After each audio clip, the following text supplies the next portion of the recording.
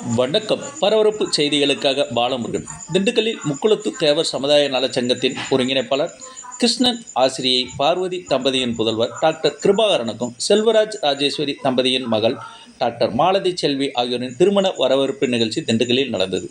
இதில் முக்குளத்து தேவர் சமுதாய நலச்சங்கத்தின் சார்பாக கௌரவ ஆலோசகர் ஜெயராஜ் தலைமையில் தலைவர் அழகர்சாமி, துணைத் தலைவர் பாஸ்கரன், செயலாளர் குருசாமி, ஆலோசகர்கள் ஜெயகணேஷ், பிச்சை, செயற்குழு உறுப்பினர்கள் அன்புத்தேவர், கணேசன், இளங்கோவன், வழக்கறிஞர் மலைராஜன், அறிவழகன், ரவி, மாநகர மண்டல தலைவர் தன்ராஜ், மாநகர மண்டல செயலாளர் கண்ணன், மாநகர பொருளாளர் ராஜன், கிழக்கு பகுதி செயலாளர் ஜெயக்குமார், சிறுமலை சதானந்தம், வேலுநாச்சியார் சேனையின் தலைவர் உமாதேவி, செயலாளர் டாக்டர் ஜெய வனிதாமணி, பொருளாளர் மஞ்சுளா, துணைத் தலைவர் கோமதிலட்சுமி, துணைச் செயலாளர் கயல்விழி, பேராசிரியை மலர்விழி, சத்யா, கிருஷ்ணவேணி வனராஜா, ஜெயசித்ரா, பாலமுருகன் ஆகியோர் கலந்து கொண்டு மணமக்களை வாழ்த்தி சிறப்பித்தனர்.